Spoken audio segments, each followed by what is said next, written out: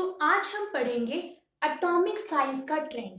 मतलब कि जब हम पीरियोडिक टेबल के अंदर अगर हम मूव करते हैं तो देखो, पीरियोडिक टेबल के अंदर क्या होती हैं, कुछ तो हॉरिजॉन्टल लाइंस होती हैं और कुछ क्या होती हैं, हमारी वर्टिकल लाइंस होती हैं।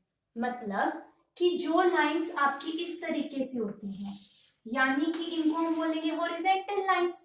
तो इनको तो हम क्या बोलते हैं, पीरियड बोलते हैं। यानी कि हमारे पीरियोडिक टेबल के अंदर 7 तो क्या होते हैं, पीरियड्स होते हैं। अगर हम बात करें इस तरीके से, यानी कि जब हम कैसे चले, ऐसे टॉप टू बॉटम चलें, टॉप टू बॉटम, इसको हम क्या बोलते हैं, जो ये वर्टिकल लाइंस हैं आपकी, इनको हम क्या बोलते हैं, ग्रुप बोलते हैं। तो ग्रुप हम किसको बोलते हैं, वर्टिकल लाइंस हमारी कहलाती हैं ग्रुप। और कितने ग्रुप होते हैं हमारे पास में पीरियोडिक टेबल के अंदर, 18 ग्रुप्स होते हैं हमारे पास में। हम टॉप टू बॉटम जाएं तो हम किसके अंदर मूव करते हैं, ग्रुप के अंदर मूव करते हैं। अगर हम लेफ्ट टू राइट जाएं तो हम पीरियड के अंदर मूव करते हैं। ठीक है। अब क्या होता है, पीरियोडिक टेबल के अंदर आपके क्या रखे हुए हैं, एलिमेंट्स रखे हुए हैं। तो क्या है कि अब इन एलिमेंट्स के हम एटॉमिक साइज को देखेंगे। मतलब कि एक तो क्या है कि आप क्या कर रहे हो कि मतलब इस तरीके से एलिमेंट रखे हुए हैं आपके, यहां से शुरू करते हुए एक लाइन में यहां तक आपके एलिमेंट्स रखे हुए हैं। ठीक है। जैसे हम अगर बात करें lithium, beryllium, boron, carbon, nitrogen, oxygen, fluorine और नियॉन। ठीक है। मान लिया कि ये आपके क्या हैं, एलिमेंट्स हैं। ठीक है, हमारे पास में अब मैंने हॉरिजॉन्टल लाइन ड्रॉ करी, तो यानी ये क्या रहा होगा, आपका पीरियड रहा होगा हमारे पास में। ठीक है। तो देखो क्या होता है कि जब हम अलोंग अ पीरियड मूव करते हैं तो जो हमारा एटॉमिक साइज होता है ना, वो घटता है। अब देखो घटता क्यों है, पहली बात तो वो देखो, अगर मैं पहले एलिमेंट की बात करूं ग्रुप के, सॉरी पीरियड के अंदर अपने, मतलब देखो अगर मैं लिथियम का एग्जांपल लेके चलूं, ठीक, सबसे पहले हम यही देख लेते हैं कि हम पीरियड के अलोंग देखते हैं कि रेडियस में होता क्या है। तो देखो हमने क्या लिया, लिथियम। लिथियम का एटॉमिक नंबर कितना था, 3। बेरिलियम का कितना होता है, 4। बोरोन का 5, कार्बन का 6, 7 नाइट्रोजन का, 8 ऑक्सीजन का, 9 फ्लोरीन का और 10 होता है नियॉन का। अब देखो अगर मैं लिथियम की बात करूं तो लिथियम के अंदर आउटर मोस्ट शेल में कितने इलेक्ट्रॉन्स हैं, एक इलेक्ट्रॉन है। या फिर मैं इस तरीके स्ट्रक्चर बनाऊं तो ये हो गया आपका न्यूक्लियस, ये होगी फर्स्ट शेल जिसके अंदर लिथियम के 2 इलेक्ट्रॉन्स हैं, और एक क्या होगी आपकी ये आउटर मोस्ट शेल। क्योंकि लिथियम की कॉन्फ़िगरेशन हम कैसे लिखते हैं, 2 और 1 करके लिखते हैं। इसका मतलब कि लिथियम के आउटर मोस्ट शेल में कितने इलेक्ट्रॉन्स है आपके, एक है। अगर मैं यहीं पर ही फिर इससे नेक्स्ट बेरिलियम की बात करूं तो इसका एटॉमिक नंबर कितना होता है, 4, यानी कि 2 और 2। तो यानी कि यहां पर आपके आउटर मोस्ट शेल के अंदर कितने इलेक्ट्रॉन्स होंगे, 2, और अंदर वाले के अंदर तो 2 ही आएंगे, 2 से ज्यादा आ नहीं सकते। पर हमें तो कौन सी शेल देखनी होती है, हमें देखनी होती है आउटर मोस्ट शेल। ठीक है, यहां तक की बात। अच्छा, अब देखो कभी तुम यूं सोचो कि मैंने इससे बड़ा बना दिया, इसको थोड़ा सा मैं छोटा ही ड्रॉ कर देती हूँ ताकि कंफ्यूजन ना क्रिएट हो हमारी। देखो यहाँ पर एक इलेक्ट्रॉन था आपके पास में, जब मैंने बेरिलियम ड्रॉ करा तो इसका साइज ना कम होगा लिथियम से। अभी बताऊंगी कि क्यों कम होगा। ये मैंने यहाँ पर 2 ड्रॉ करके दिखा दिए। ठीक है। अब अगर इससे आगे मैं बोरोन के अंदर जाऊं तो बोरोन का एटॉमिक नंबर 5, यानी कि 2 और 3।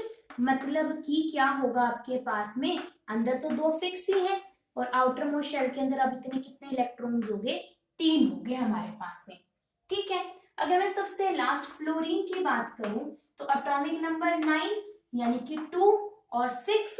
तो इसके में क्या आएगा हमारे पास में, अंदर वाली शेल के अंदर 2 थे और जो आउटर मोस्ट शेल होगी इसके अंदर कितने इलेक्ट्रॉन्स होंगे, 6 इलेक्ट्रॉन्स होंगे हमारे पास में।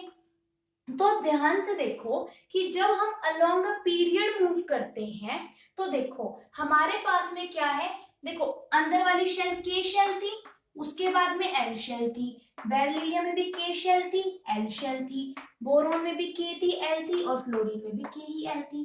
कि शेल का नंबर तो क्या रह रहा है, बिल्कुल सेम रह रहा है आपके पास में जब हम अलोंग द पीरियड मूव कर रहे हैं। पर ध्यान से देखो कि सेम शेल के अंदर ही, आउटर मोस्ट शेल की हम बात करेंगे कि सेम शेल के अंदर ही क्या हो रहा है कि इलेक्ट्रॉन्स का नंबर बढ़ता जा रहा है जब हम क्या मूव करते हैं अलोंग अ पीरियड। अब इलेक्ट्रॉन का नंबर तो बढ़ रहा है लेकिन शेल तो क्या है, शेल का नंबर तो इंक्रीज नहीं हुआ ना।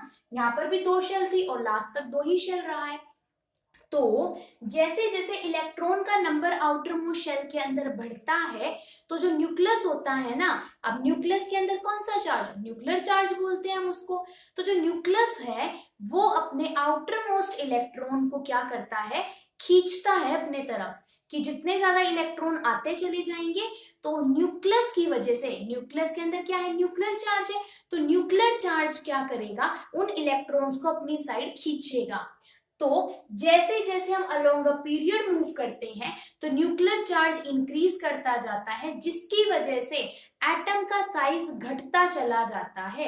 साइज क्यों घटता है, क्योंकि न्यूक्लियर चार्ज क्या करता है आपका, इंक्रीज करता है, और दूसरा सेम शेल के अंदर ही आपके नंबर ऑफ इलेक्ट्रॉन्स क्या कर रहे हैं, हमारे इंक्रीज कर रहे हैं।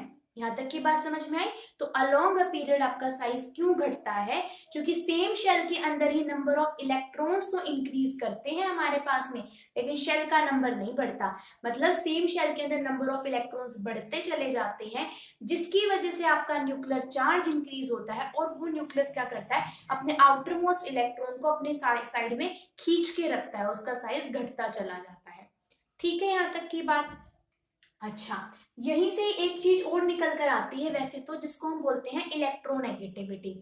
जिस एटम का साइज जितना ज्यादा छोटा होगा ना, अलोंग अ पीरियड अगर हम बात करें सेम पीरियड के अंदर, तो क्या होता है उसकी इलेक्ट्रॉन लेने की जो पावर होती है वो क्या होती है, बहुत ज्यादा होती है। यानी कि वो इलेक्ट्रॉन को बहुत जल्दी ले लेता है। इसीलिए हमने देखा होगा कि फ्लोरीन तो इलेक्ट्रॉन को ले लेता है जबकि लिथियम इलेक्ट्रॉन को देता है, क्योंकि यहाँ पर क्या न्यूक्लियर चार्ज बहुत ज्यादा है तो वो आने वाले इलेक्ट्रॉन को एकदम से अपनी साइड खींच लेगा।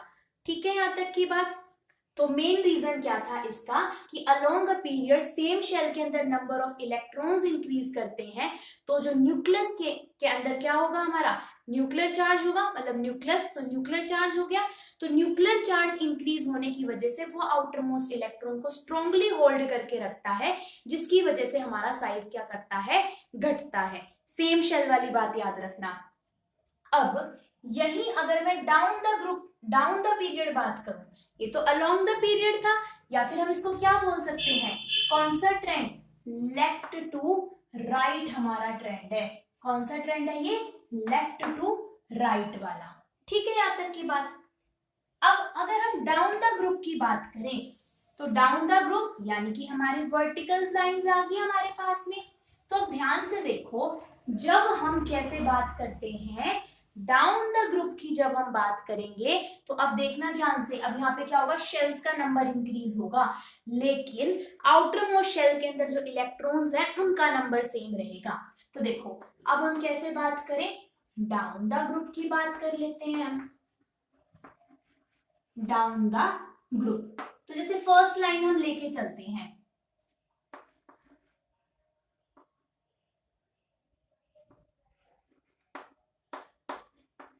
हलीना का रोबरी केस फरार, सब अपने अपने अलग अलग ट्रिक से याद करते हैं।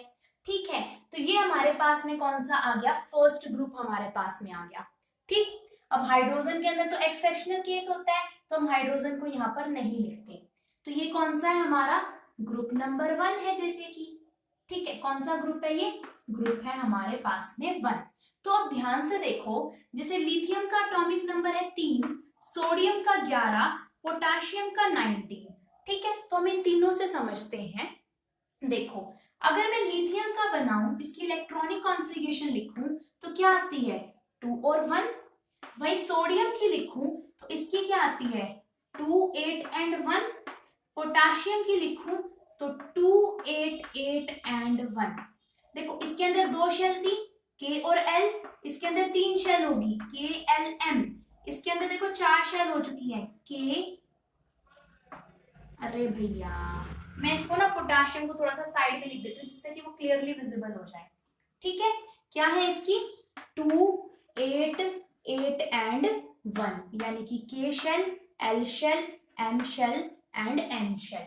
ठीक है, यहां तक की बात। यहां मैंने के लिखा था, एल लिखा था और एम लिखा था।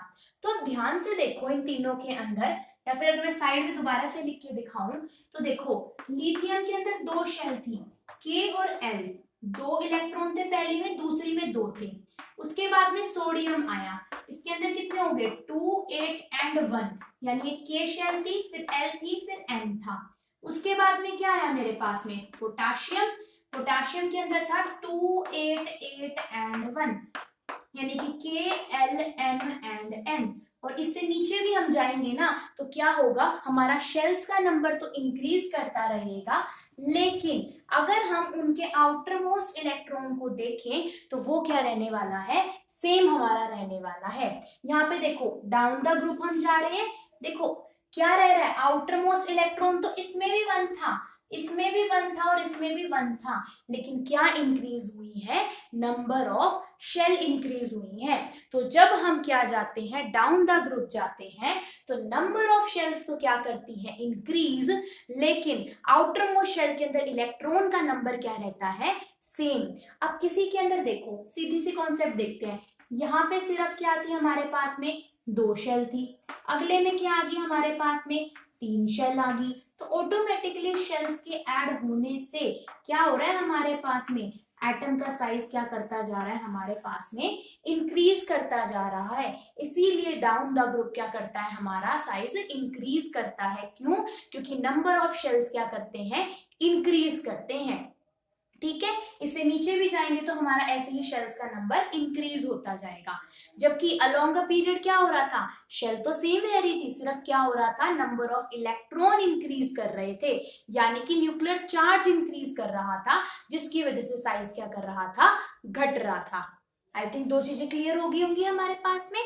ठीक है, तो ये क्या हो गया आपका एटॉमिक साइज का ट्रेंड। ठीक है, अब देखो एटॉमिक साइज वाली बात समझ में आ गई।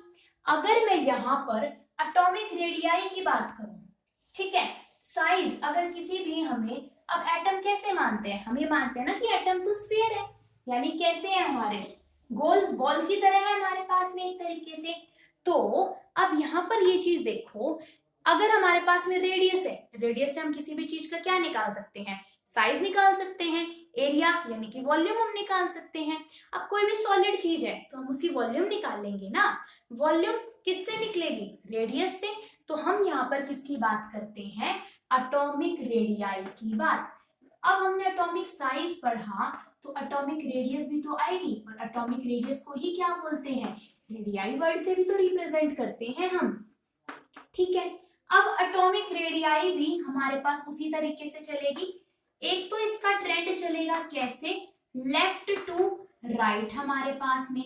ठीक है, अब देखो हमारे पास में सीधी सी बात है, लेफ्ट टू राइट क्या हो रहा था, सेम शेल के अंदर नंबर ऑफ इलेक्ट्रॉन्स इंक्रीज कर रहे थे, तो न्यूक्लियर चार्ज ज्यादा होता जा रहा था, जैसे जैसे नंबर ऑफ इलेक्ट्रॉन बढ़ रहे थे, तो एटम का साइज क्या कर रहा था, घट रहा था। तो यही ट्रेंड एटॉमिक रेडियाई का रहेगा आपका, कि जैसे आप लेफ्ट टू राइट मूव करोगे तो आपकी एटॉमिक रेडियस क्या करती चली जाएगी, घटती चली जाएगी। क्यों? Due to increase in the nuclear charge.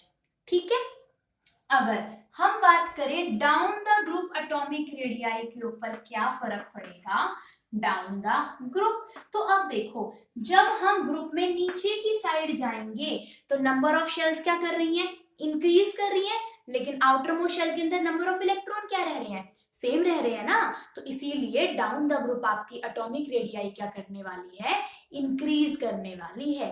ठीक है, यहां तक की बात, दोनों चीजें क्लियर हो गई होंगी ना। So okay.